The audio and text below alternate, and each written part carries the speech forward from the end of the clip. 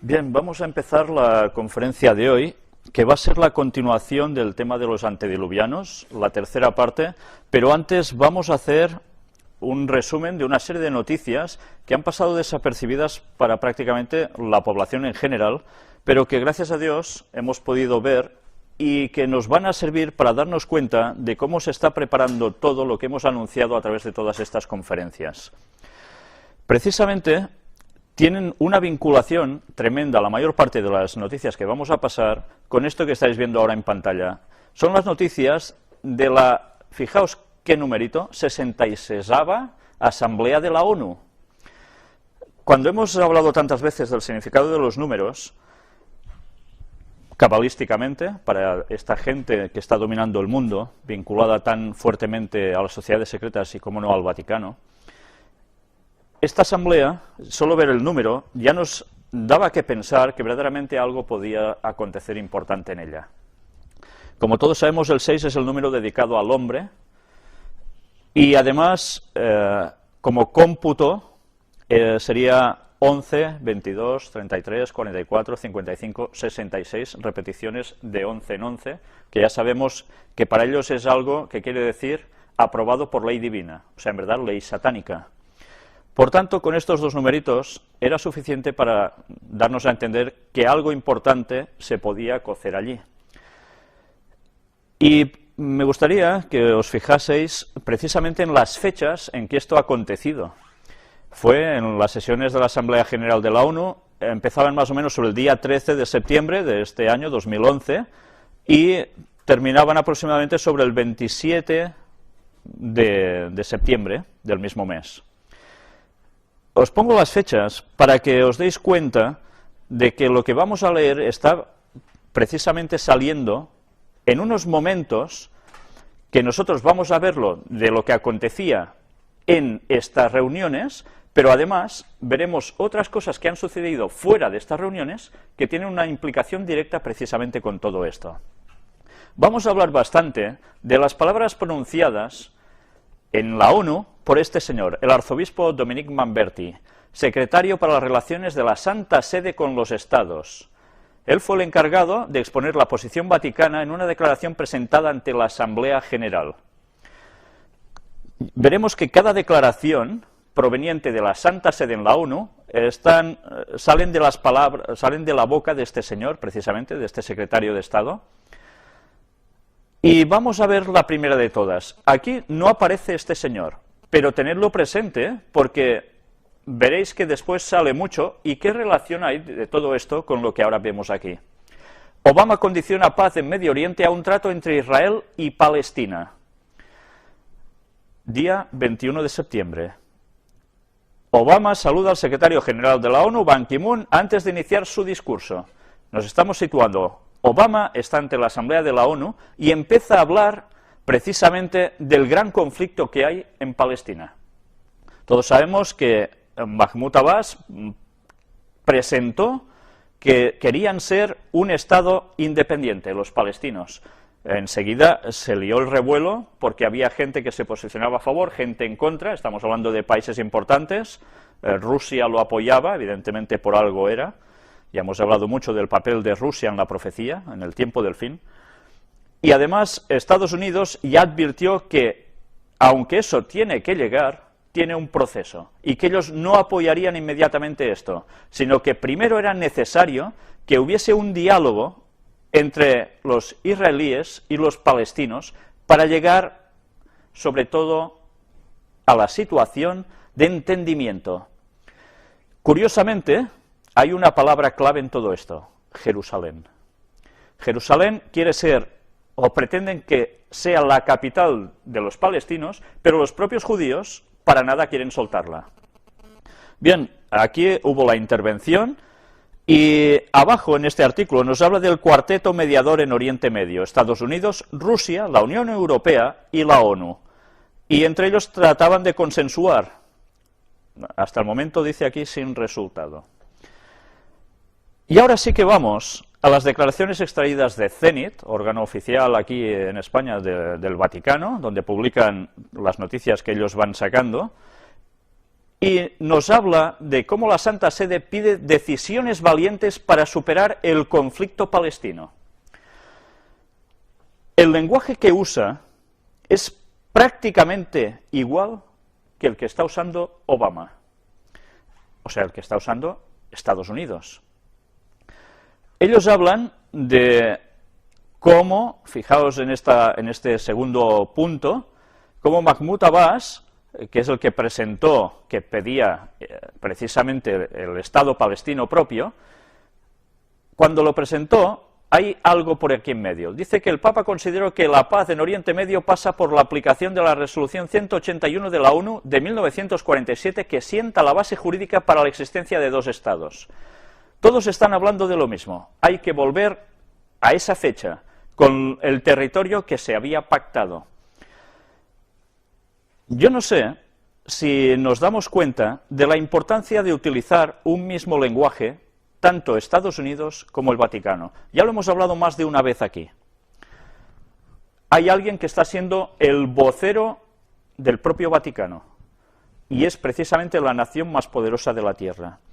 Esto nos hace pensar en la confirmación de una profecía bíblica que ya tratamos en su momento, pero que vale la pena recordar, y que está en el libro de Apocalipsis, el libro de Revelación, capítulo 13, donde se habla de las dos bestias, la que subía del mar y la que subía de la tierra. La del mar ya vimos que era precisamente la Santa Sede, el Vaticano, y cómo la que subía de la tierra era Estados Unidos. Y cuando nos describe a Estados Unidos, vamos a ver qué nos dice, a partir del versículo 11. Después vi otra bestia que subía de la tierra, y tenía dos cuernos semejantes a los de un cordero, pero hablaba como dragón. Es interesante ver que en un principio parece un corderito, pero cuando habla, hay una transformación en él. Ese corderito pasa a ser como un dragón. Sabemos que dragón es el símbolo de Satanás. Y ejerce toda la autoridad de la primera bestia en presencia de ella. Ejerce la autoridad de cuál era la primera bestia, del Vaticano. Y hace que la tierra y los moradores de ella adoren a la primera bestia cuya herida mortal fue sanada. El que va a hacer que la gente vuelva a someterse a Roma va a ser precisamente el gobierno de los Estados Unidos. Por eso habla como dragón, utiliza el mismo lenguaje. En el versículo 14 ya nos dice: y engaña a los moradores de la tierra con las señales que se le ha permitido hacer en presencia de la bestia, mandando a los moradores de la tierra que le hagan imagen a la bestia que tiene la herida de espada y vivió. Hacer una imagen, copiar algo que los otros ya hacían. Y se le permitió infundir aliento a la imagen de la bestia, para que la imagen hablase y hiciese matar a todo el que no la adorase. Y hacía que a todos, pequeños y grandes, ricos y pobres, libres y esclavos, se les pusiese una marca en la mano derecha o en la frente. Y aquí entramos ya en el apartado famoso de que nadie podrá comprar y vender si no te sometes al poder ¿de quién? De la Santa Sede. Pero alguien va a obligar que eso suceda, y va a ser el gobierno de los Estados Unidos. Y eso va a pasar en todas partes, va a ser la pólvora que se expande encendida. Y dice, y que ninguno pudiese comprar ni vender, sino el que tuviese la marca o el nombre de la bestia o el número de su nombre. Aquí hay sabiduría, el que tiene entendimiento, cuente el número de la bestia, pues es número de hombre, y su número es 666. Hace tiempo que debo la conferencia del 666, y espero poder trabajar en ella, a la que tenga un poco más de tiempo, porque vamos a terminar de entender la importancia de ese número. Ya nos hemos dado cuenta que esta asamblea fue la número 66, le faltaba otros 6, pero no son coincidencias. Cuando hemos leído ahora que precisamente la gente no podrá ni comprar ni vender, ayer me llamó un compañero mío, que es director de una sucursal bancaria, donde se le ha pasado una información, él no puede terminar de divulgarla, porque es una información interna del banco, pero entre esto y otro escrito que salió también en La Vanguardia, que ahora no podemos tener aquí, se venía a decir de que el dinero en metálico irá desapareciendo. Y ya nos podemos ir mentalizando, porque lo que habíamos anunciado desde las primeras conferencias, ahora dentro ya de poco tiempo va a ser una realidad. Ya sabéis que la crisis está siendo el portaestandarte para cambiar el paradigma de la sociedad. Pues bien, esos momentos están llegando. Y ya nos podemos ir preparando, porque todo esto que parecía ciencia ficción hace muchos años, ahora se está preparando para ser un hecho. Lo interesante es ver cómo precisamente Estados Unidos está cogiendo el mismo lenguaje que el Vaticano, le está haciendo esa imagen a la bestia. Y ellos son los que van a decir que el domingo es necesario como día de fiesta, como día de reposo. Y Europa no se va a quedar atrás, porque están trabajando precisamente en esto. Durante las conferencias hemos ido viendo la cantidad de noticias que van surgiendo una detrás de otra, y hoy precisamente después vamos a pasar un vídeo donde el señor Lluís Martínez Sistac, que es el cardenal que está en Barcelona, habla precisamente del domingo. Luego lo vamos a ver. Nosotros mientras ahora vamos a seguir con estas noticias. La Santa Sede recuerda a la ONU el verdadero sentido de una intervención militar. Y la verdad es que yo, por falta de tiempo, no voy a leeros todos los artículos enteros, pero no tienen desperdicio, porque llegan a decir cosas realmente impresionantes. Una vez más, si os estáis dando cuenta de las fechas, son todas las fechas en que estaba sucediendo precisamente en esa asamblea, pero que al mismo tiempo en el mundo está pasando algo. Ayer mismo salía la noticia, o esta madrugada, de que la ONU dice que no intervendrá militarmente en Siria. Yo no sé si os suena esta canción ya de otros países, de no intervenir y al final ya sabemos lo que pasa, ¿no? Pero bien, aquí la ONU ya tiene que oír cómo la Santa Sede les empieza a marcar las pautas de cómo deben ser las intervenciones militares. Y son los que mandan, ya sabemos que detrás de la ONU está el propio Vaticano. Pues bien, aquí nos empieza a poner como excusa que las naciones son como una gran familia. Y por tanto, hace falta que toda la familia esté bien. No puede haber parte de la familia que esté bien y parte que esté mal. Entonces hay que actuar. Pero claro, la parte militar hay que dejarla justo para el final, cuando ya no se puede solucionar de ningún otro modo. Parece mentira que alguien religioso opte, ¿no? Porque sí, se hace falta intervención militar, ¿no? Bien, ¿dónde se deja el poder de Dios en estos casos, ¿no? Pero bien, es el poder de Satanás el que ellos utilizan y es lo que los mueve a decir estas cosas. Y ellos instan a la comunidad internacional, sobre todo, con la ayuda humanitaria. Y vamos a ver que precisamente ellos que hablan de esa construcción de paz, de ese mantenimiento de la paz, nos van a soltar también cómo la Santa Sede pide a la ONU una defensa clara de la libertad religiosa. Ellos están siendo los máximos portaestandartes de la libertad religiosa por el mundo. Ellos que durante toda la historia han perseguido a los otros cristianos, que no creían como ellos y los han asesinado durante todo su transcurso histórico, ahora curiosamente son los que están defendiendo la libertad religiosa por todas partes. ¿No os huele mal eso? Algo hay. Si Roma no cambia, por algo lo hace. Y ya lo hemos visto en las conferencias el porqué. Es interesante ver cómo lo plantean. El grupo religioso más perseguido por su fe son los cristianos. De esto aún se está diciendo poco en las noticias, al menos en nuestro país, pero sí que en toda la franja de los países islámicos, concretamente en algunos más que otros, se está asesinando aún a cristianos. Después veréis una noticia vinculada a esto. Ellos, lógicamente, dicen, esto no se puede tolerar. Si toda la familia humana es una, quiere decir que todos tendrán que someterse a un mismo, ¿qué? Un mismo estado religioso. Todos tienen que pasar por una misma forma de leyes. Nadie podrá andar con otras leyes distintas. El respeto a la libertad religiosa de todas las personas es uno de los tres grandes desafíos, junto el de la gestión de la crisis humanitarias y el de la crisis económica que debe afrontar hoy la comunidad internacional. Una vez más, vemos cómo las crisis, tanto humanitarias como económicas, son el vínculo que utilizan para que todo vaya encajando. Con las crisis hacen falta soluciones, y ellos son los que las dan. Es curioso que no hablen que son ellos los que provocan todo esto, ¿eh? Pues bien, durante este artículo nos habla continuamente de que hace falta la libertad religiosa, y no solo libertad religiosa en ciertos lugares, sino también en ciertos países islámicos, sino también incluso en los lugares donde el cristianismo era normal, como era Europa, como era Latinoamérica, y que ahora está perdiendo su auge. Entonces, algo hay que hacer. Es interesante, como una vez más, utiliza unas palabras ya muy conocidas. Representa una amenaza para la seguridad y la paz e impide la realización de un auténtico desarrollo humano integral, si no hay libertad religiosa. Seguridad, paz. ¿No hablamos nosotros también de cómo dirán paz y seguridad? Bueno, aquí han invertido el orden, el resultado es el mismo. Y cuando digan esto ya sabemos lo que se avecina. Vendrá destrucción repentina, dice la profecía.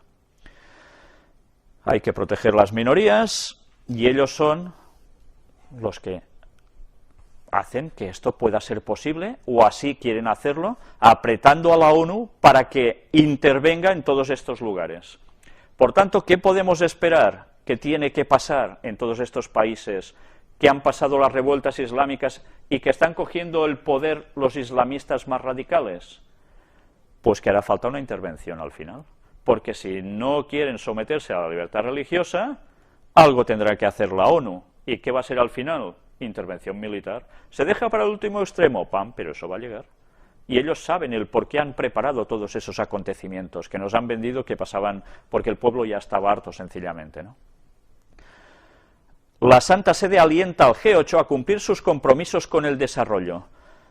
Y aquí también nos habla de cómo interesa que toda esa donación que estaba prevista hacerse en 2005, que se comprometieron los países del G8, no se realizó, y algo hay que hacer para financiar y poder dar dinero a esta gente para que vayan saliendo, desarrollándose, ¿no?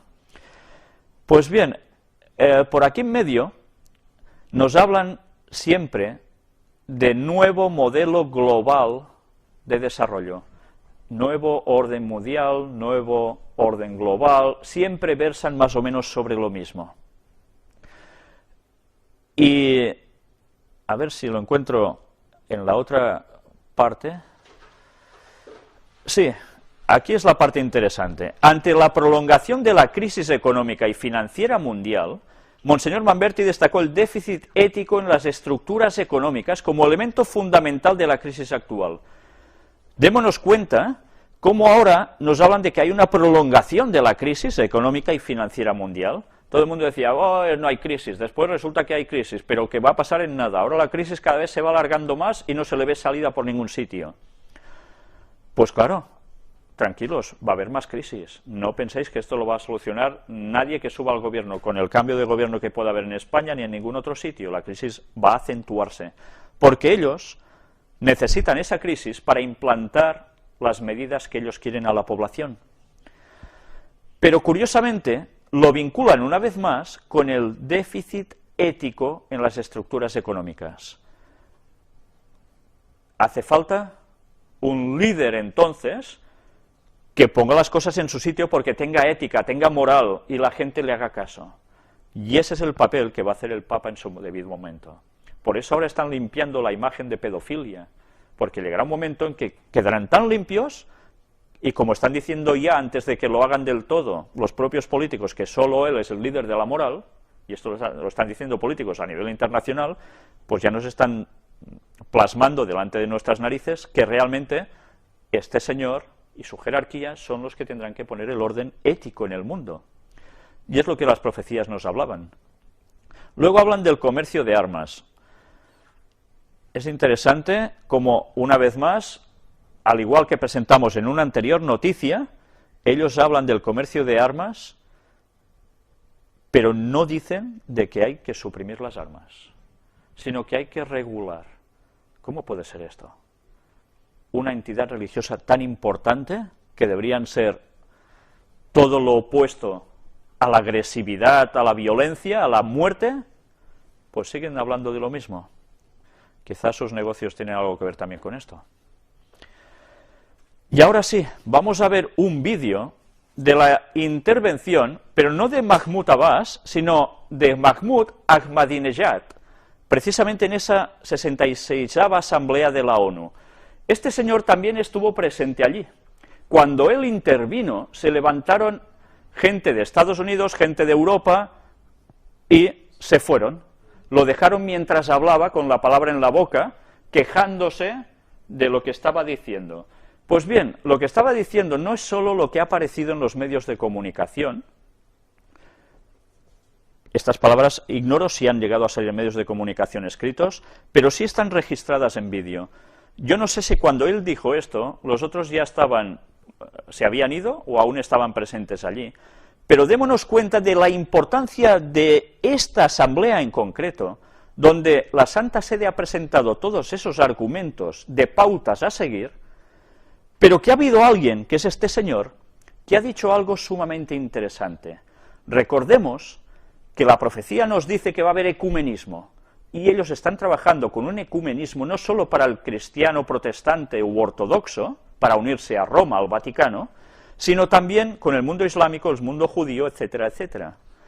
Vamos a ver las palabras que salen de la boca de este señor y cómo vamos a darnos cuenta después de cómo las cosas encajan más de lo que parece a simple vista. Vamos a entrar al vídeo.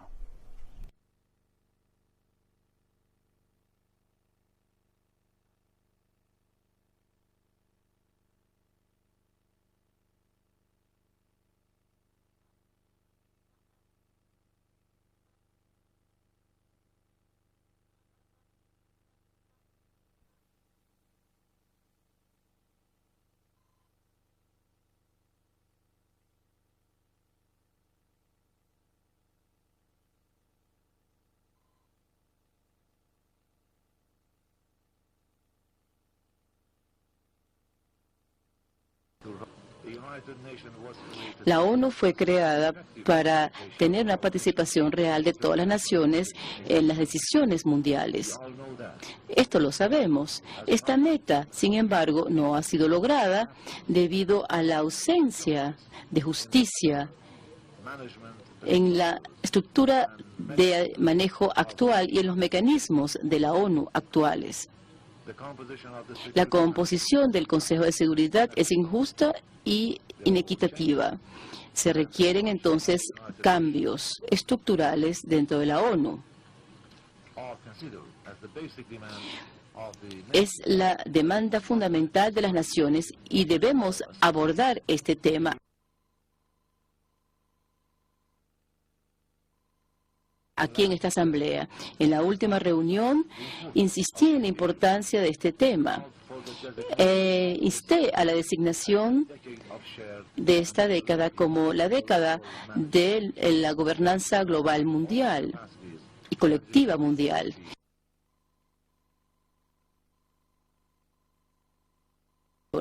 Podemos acelerar la construcción de un futuro común. Este movimiento está en el sendero adecuado de la creación para lograr un futuro promisorio para todos, un futuro construido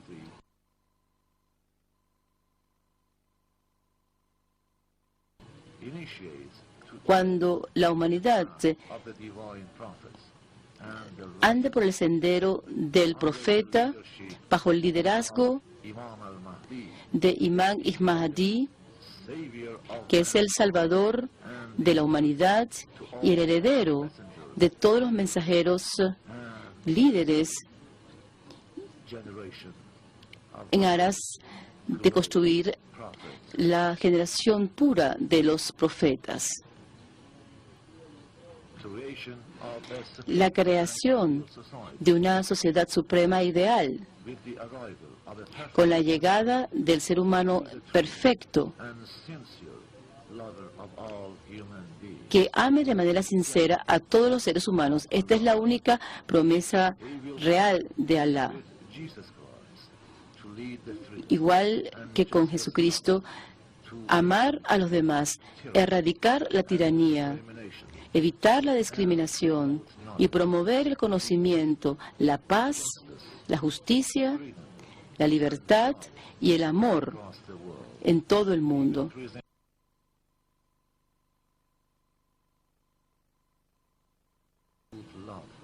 Saludemos al amor, a la libertad, a la justicia y al conocimiento, y saludemos ese brillante futuro que espera a la humanidad. Muchísimas gracias, señoras y señores.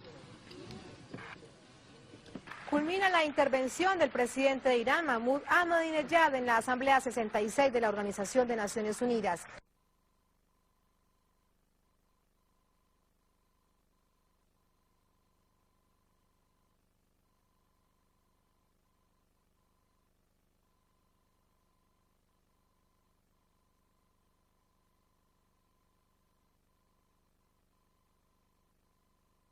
Vida de Daniel. De la misma manera, Apocalipsis predice que en los últimos días un poder malévolo forzará a los gobiernos del mundo a poner en vigor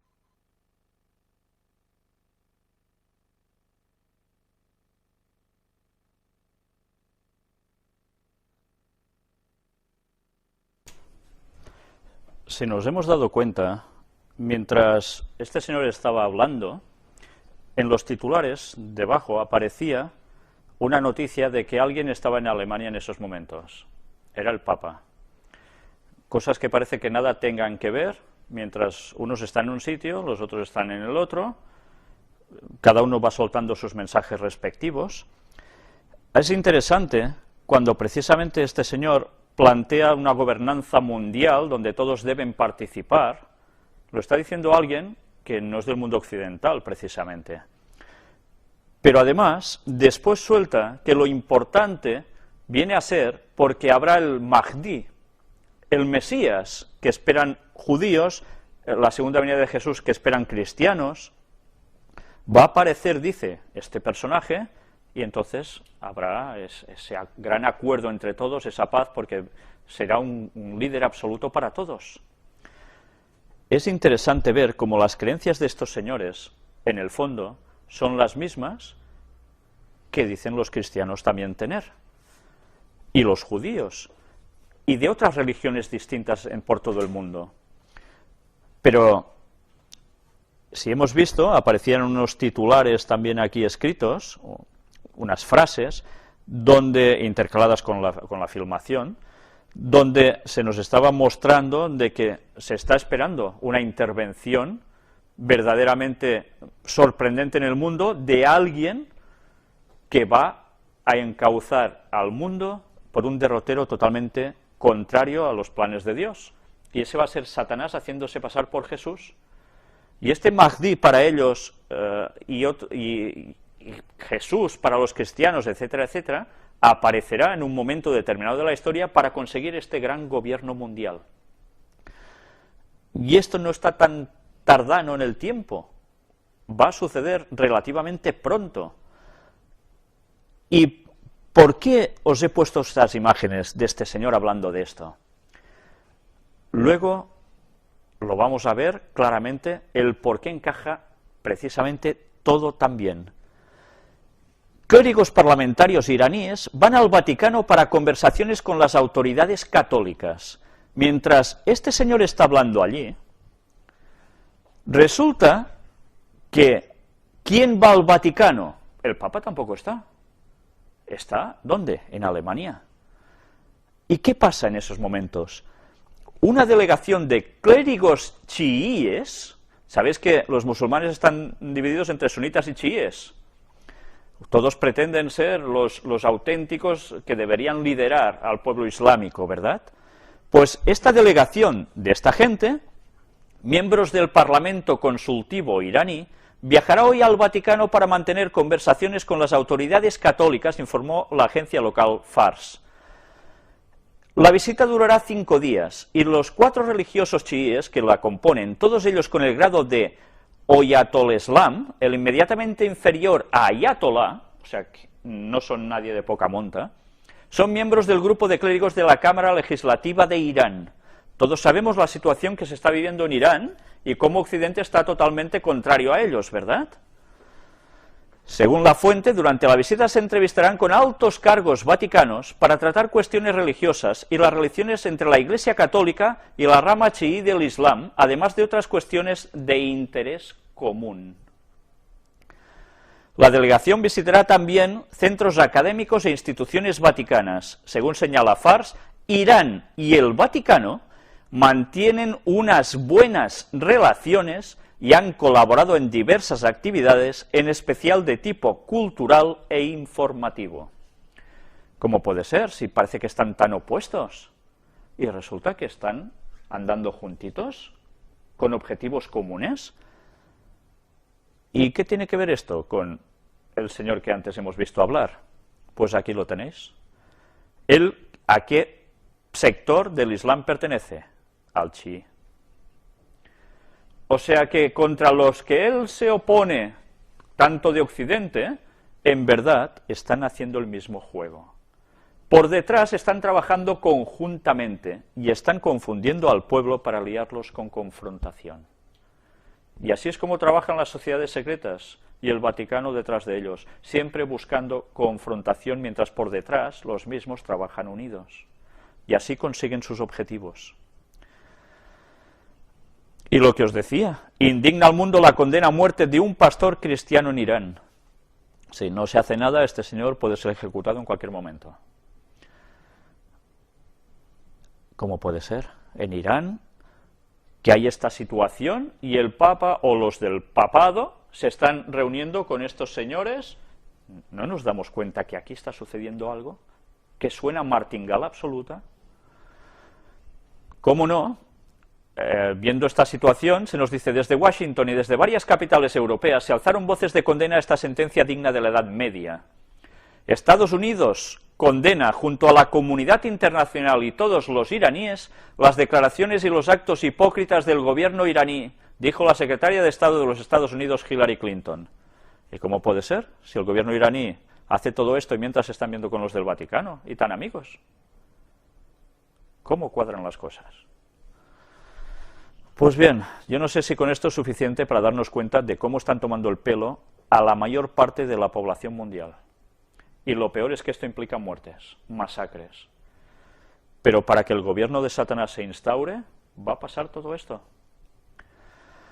Y vamos a abrir el apartado sobre la nueva evangelización de la que el catolicismo tanto está hablando últimamente y de la que nosotros ya hemos presentado varias cosas aquí. La Iglesia ha invitado a precisar qué significa nueva evangelización y nos vuelven a remitir continuamente a Juan Pablo II, porque curiosamente también soltó esta frase nueva evangelización, retos y posibilidades por primera vez en, qué casualidad, la 44ª Jornadas de Teología de la Universidad Pontificia de Salamanca. Bueno, esto fue una ponencia. Y aquí se citó esto de la nueva evangelización. Caray, la nueva evangelización hace falta que también la muestren ahora en esta 44 jornada, 11, 22, 33, 44, múltiplos de 11 otra vez. Señal de que algo importante es.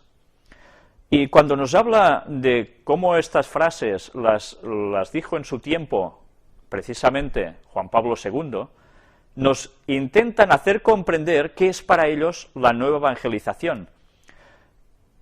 Y mirad, precisamente, dice, para explicar lo que se entiende por nueva evangelización, el obispo citó unas palabras de Juan Pablo II en su carta apostólica Novo Milenio in Neunte, recogidas en la conclusión de los Lineamenta. Hoy se ha de afrontar con valentía una situación que cada vez es más variada y comprometida, en el contexto de la globalización de la nueva y cambiante situación de los pueblos y culturas que la caracteriza. Esto lo escribió el Papa, el polaco. La nueva evangelización era necesaria porque ellos ya veían que el mundo iba a cambiar, iba a ser global, gente por todas partes, de una cultura se mueve por otra, etcétera, etcétera. ¿Qué pasó con Babilonia? Pues precisamente era la misma situación. La historia siempre se repite. Todo se prepara para que haya una enorme cultura general para todos y menos para los del pueblo de Dios. Esos tienen que estar fuera de ese lugar. Pues ellos están hablando con la nueva evangelización de prácticamente lo mismo. Va a haber algo general para todos, pero claro, habrá unos que se opondrán a esto, porque no estarán de acuerdo con ese famoso domingo como día de reposo. Dirán que el sábado es el día de Dios, y estos lo van a pasar mal. Aquí no lo pone, pero ellos ya nos van pintando el panorama de lo que para ellos significa todo esto. Y si seguimos avanzando, todo el artículo es muy interesante. En un discurso muy importante dirigido por Juan Pablo II al Simposio del Consejo de Conferencias Episcopales de Europa el 11 de octubre de 1983, apareció la fórmula Nueva Evangelización. Referida a la situación de Europa Occidental, prosiguió Monseñor Blázquez, que era el que lo estaba presentando todo esto. Las cosas importantes, ya veis en qué fechas y qué numeritos las hacen. Siempre sucede igual. Pues todo esto, ¿qué va a implicar? Europa, a la que hemos sido enviados, ha experimentado tales y tantas transformaciones culturales, políticas, sociales y económicas que plantean el problema de la evangelización en términos totalmente nuevos. Pues bien, algo harán ellos para cambiar el paradigma mental de las personas. El resto del artículo nos va aclarando más o menos en qué consistirá. Pero en estos rasgos de la nueva evangelización hay algo que vamos a ver ahora en otra noticia que nos va a sorprender bastante. Vamos a terminar de pasarlo todo. Precisamente esta es una parte importante. Van a utilizar la liturgia, la caridad y sobre todo se van a dirigir a los jóvenes. Esto es muy importante. Ellos saben que esto tiene un proceso, esto no pasa de la noche a la mañana. ¿Con quién van a trabajar especialmente para cambiar las mentalidades? Son los líderes de la educación. Y a través de los medios de comunicación sociales, de los que ellos han hablado recientemente en una de sus famosas reuniones, que han hecho gran hincapié en que eso era lo más importante, precisamente a través de estos sistemas sociales van a empezar a cambiar también la mente de las personas. Y eso es un proceso que saben que va a durar un poco de tiempo, pero lo van a realizar hasta el final. Y aquí está algo que a mí me sorprendió mucho cuando lo leí. La nueva evangelización en un nuevo mundo rural. Es interesante porque no solo se han planteado cambiar la mentalidad de los lugares más poblados, de más ateísmo, etcétera, etcétera, y gnosticismo, sino que van a trabajar mucho en los pequeños lugares rurales. ¿Cómo van a hacer eso? Pues lo van a hacer trabajando desde las parroquias. Y van a intentar hacer que las parroquias sean lo que eran antes, un centro total de conjunción del pueblo. Yo no sé, quizás ahora estoy especulando, pero nos estamos dando cuenta que como a través de la crisis no todos los ayuntamientos se pueden mantener bien, ¿verdad? Entonces, yo no sé si recordamos años y años atrás que la función de los ayuntamientos no solo lo hacían los ayuntamientos, algo hacían las parroquias muy interesante, ¿no? El cura básicamente dominaba el pueblo.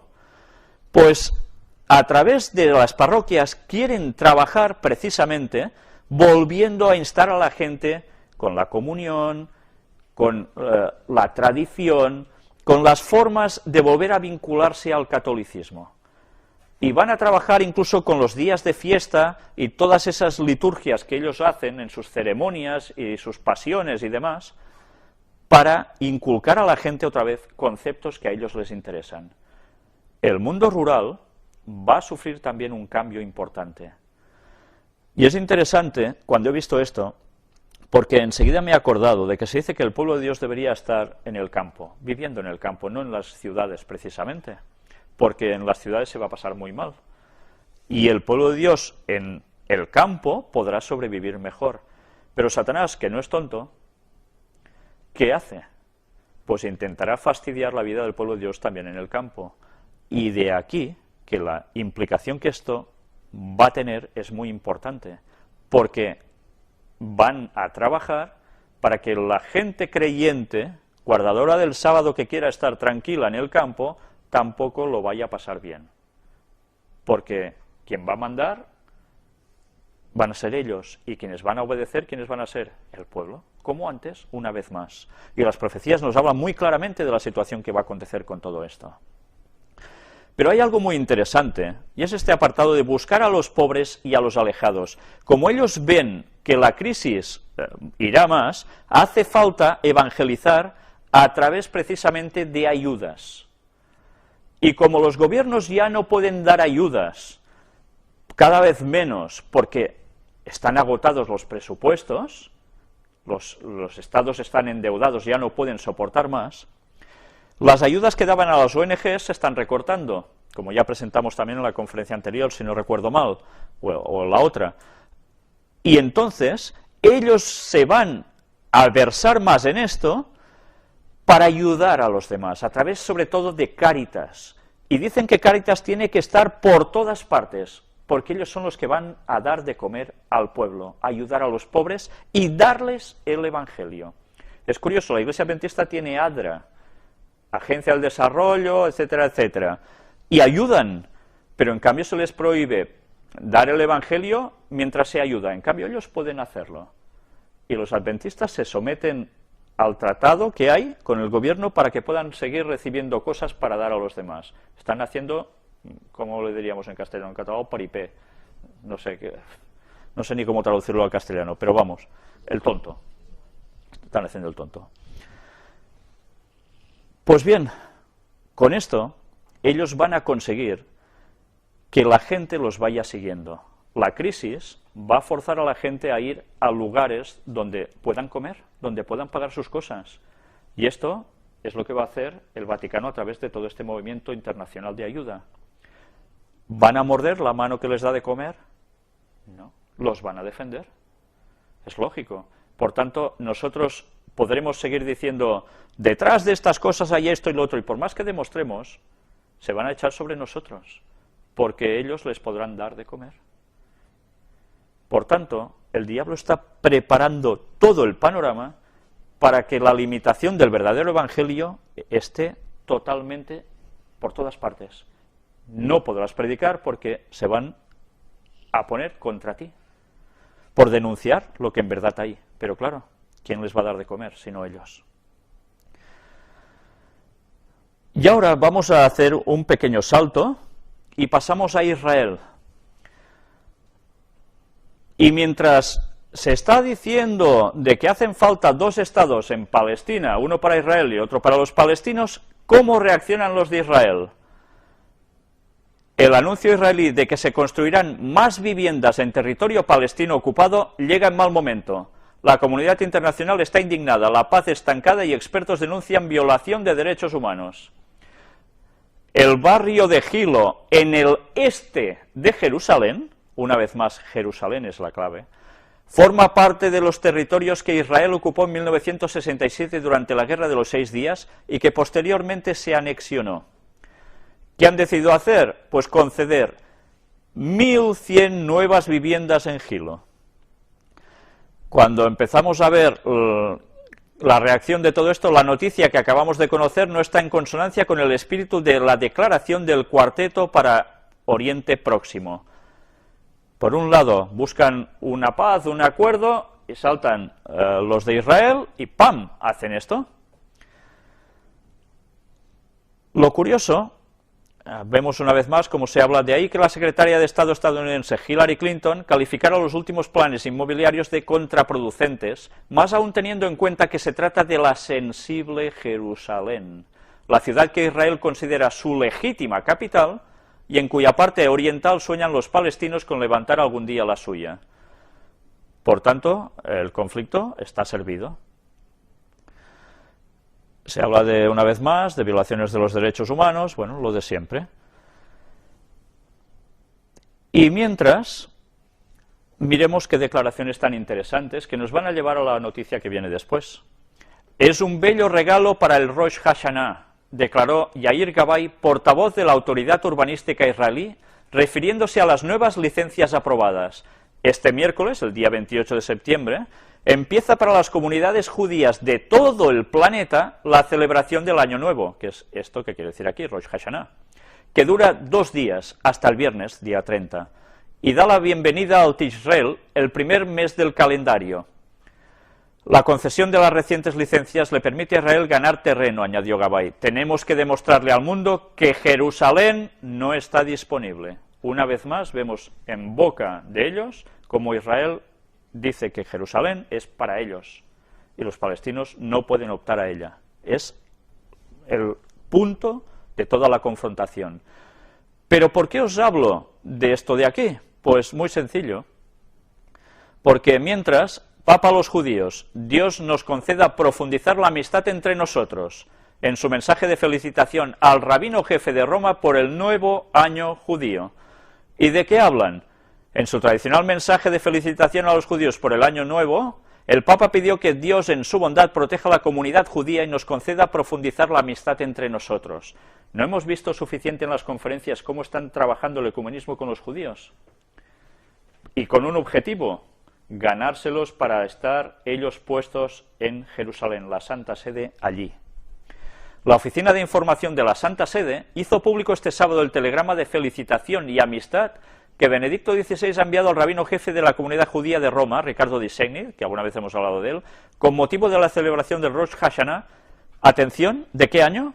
5772, del Yom Kippur y del Sukkot. Según los judíos, estamos en este año, 5772. Ellos mismos también dicen de que hay un cómputo de años que se pierde y no se sabe exactamente en qué año se está. Y nosotros sabemos por las profecías que cuando llegue o lleve el mundo 6.000 años de historia es cuando aparece el auténtico Mesías, antes del falso, del cual antes han anunciado Mahmoud, precisamente, su aparición. Evidentemente no falta todos estos años hasta 6.000 para llegar a la venida del Mesías, porque han pasado más años que esos. Y podemos ir preparándonos porque el momento se está acercando. Curiosamente, dice, en su mensaje el Papa auspició que crezca en todos nosotros la voluntad de promover la justicia y la paz en un mundo que tanto necesita auténticos testimonios de la verdad. También transmitió a Di Segni y a toda la comunidad judía de Roma sus más cordiales y sinceras felicitaciones. Y esto lo está haciendo mientras se ha pronunciado que van a haber más asentamientos en Jerusalén Este. ¿Cómo puede ser una vez más? La comunidad internacional en contra, ellos teóricamente en contra, y ahora están felicitando y pidiendo más unidad. Siempre vemos el doble lenguaje del Vaticano.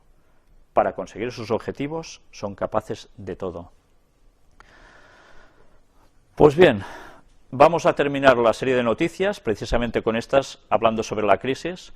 El 2012 traerá más paro a los países del G20, según la Organización Internacional del Trabajo. Ahora ya está siendo asumido. Habrá más paro aún. Quien pensaba que este año las cosas se saldrían, el que viene más y tal, no. Aún habrá más paro. Y es lógico. Ellos tienen que provocarlo. Y mientras Francia crea impuesto temporal y elimina 30.000 empleos. Los recortes están llegando por todas partes. En España, Grecia, Portugal, Irlanda, Francia, en Bélgica, en todos los lugares. Y esto va a ir a más.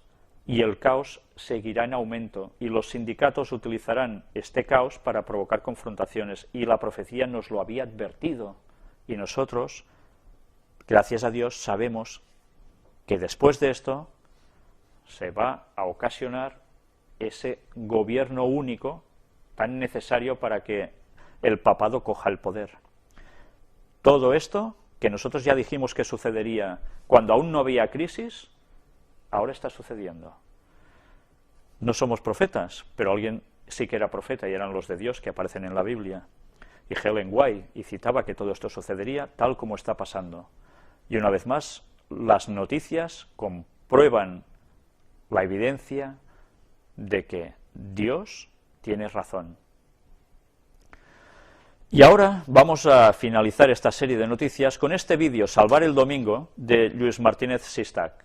Estemos atentos porque vamos a ver cómo habla a favor del domingo, y esto es lo que nos viene junto a la crisis. Recordemos que el objetivo de la crisis es llevarnos a esto a todo el mundo. Adelante con el vídeo.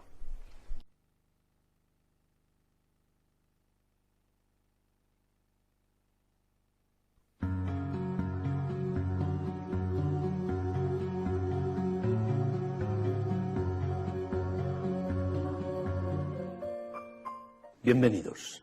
Salvar el domingo. En el Parlamento Europeo hay una iniciativa en curso con el fin de proteger el domingo como un día de descanso semanal en la legislación de los Estados miembros y también en la legislación comunitaria de la Unión Europea.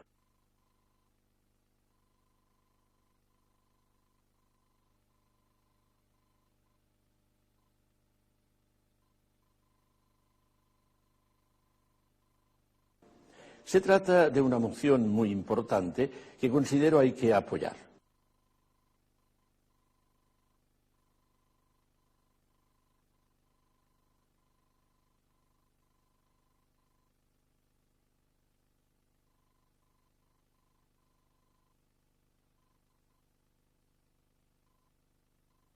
No cabe duda de que la pérdida del domingo como un día festivo y la ampliación de los horarios comerciales y de los días festivos en que podrían abrir los comercios comportaría el aumento de las personas que deberían dedicar aquellas horas y aquellos días al trabajo.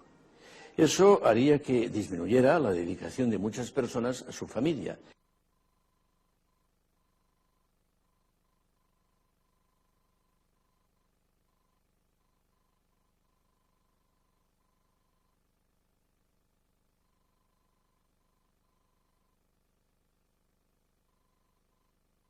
Especialmente durante las fiestas. También es previsible que en aquellos matrimonios y familias, alguno de cuyos miembros trabaje, no siempre coincidirían ni los horarios ni sobre todo los días festivos en que uno u otro debería trabajar. Ello dificultaría el que toda la familia pueda reunirse en algunos momentos del día, especialmente en los días festivos. Esa incidencia negativa sobre la familia tiene mucha importancia y conviene valorarla debidamente a fin de evitar un proceso que pueda llevar a la total liberalización de los horarios comerciales. Porque el matrimonio y la familia son instituciones capitales para el bien de las personas y de la propia sociedad.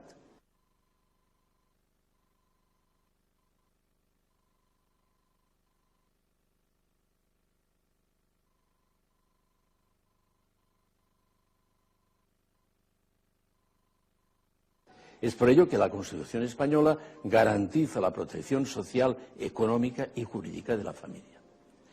La familia necesita de unas determinadas condiciones para formarse y, sobre todo, para estabilizarse en términos positivos. Una de esas condiciones es el tiempo. Los miembros de la familia precisan del tiempo suficiente para convivir y crecer en el amor y la ayuda mutua. Nuestra sociedad conoce muy bien cuál es la importancia que tiene el tiempo para construir la relación interpersonal que da sentido a la familia.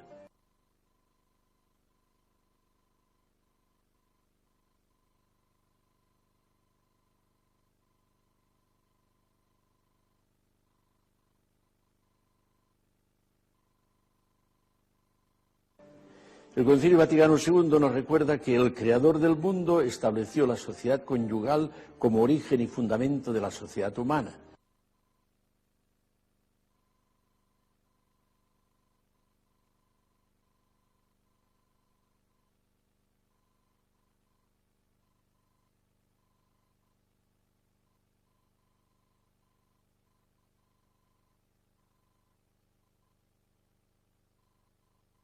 La familia es, pues, la célula primera y vital de la sociedad. La relación entre los miembros de la familia ha de ser de acogida cordial, de encuentro y de diálogo, de disponibilidad desinteresada, de servicio generoso y de solidaridad fecunda. Por eso, la promoción de una auténtica relación, encuentro y comunión de los miembros de la familia deviene un aprendizaje fundamental e insustituible de la vida social. En una sociedad como la nuestra, donde se da una creciente tendencia al individualismo y donde muchas personas, especialmente niños y adolescentes, sufren la soledad y la falta de una afectuosa acogida, es preciso potenciar el clima familiar, favoreciendo que los miembros de la familia se puedan encontrar diariamente y puedan celebrar juntos con alegría y fraternidad los domingos y los días festivos.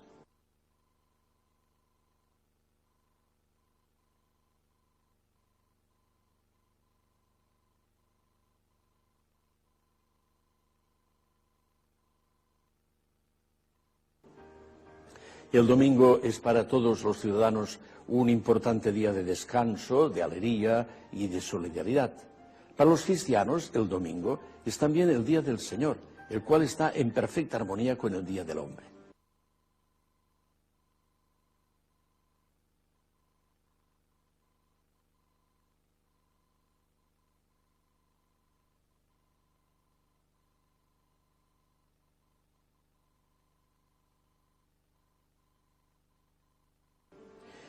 El beneficio económico y el progreso técnico, frío y no siempre supeditado a un progreso auténtico de la persona humana y del bien común, no nos han de hacer perder el riquísimo valor del domingo, el cual tiene una larguísima tradición en nuestra cultura.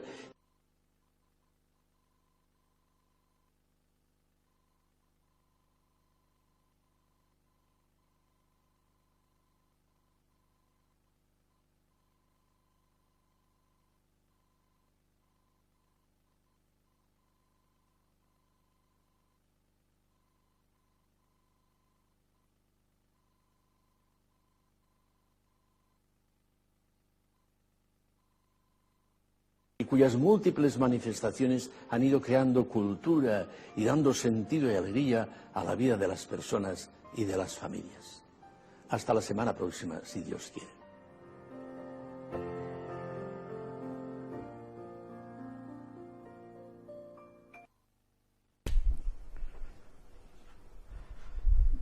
Ara, quan acabi de parlar jo, pares un moment.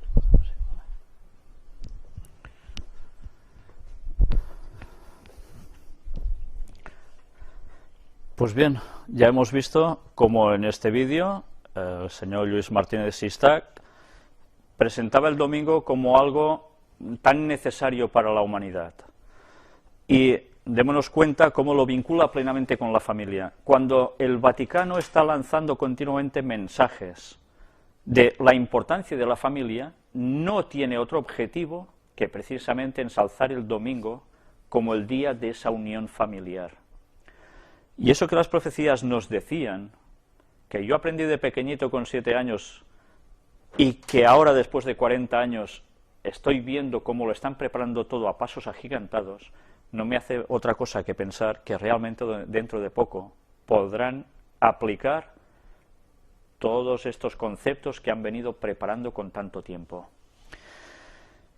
Evidentemente, las frases que iban apareciendo escritas entre la intervención de las palabras de este señor no eran, por supuesto, hechas por los Radio Estel, que es de donde estaba sacado esto, sino precisamente por el señor que ha hecho este vídeo, que también cree exactamente como nosotros.